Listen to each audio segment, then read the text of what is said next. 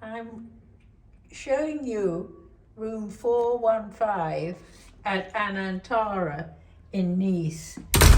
This area used to be famous for so many artists, so the carpet outside is actually very appropriate. And it's been so well done. Look at the closet, glass doors, everything's black inside. Everything you could possibly need is here.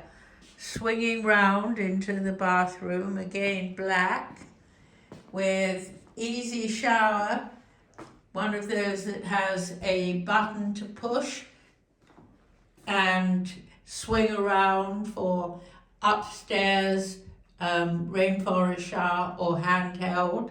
And in the toilet we've got lots of towels on a heated towel rail, lovely tub, and 2 robes hanging on big hooks. They really have done an incredibly good job. The minibar, for instance, glass fronted, you can see what's in there. You've got a coffee maker and one of those modern look kettles that seems to be hot the whole time, and a good array of drinks and snacks. And looking at the work area, lovely rounded corners, sockets, a Roberts type radio, very easy to operate, and very elegant leather holders for the collateral.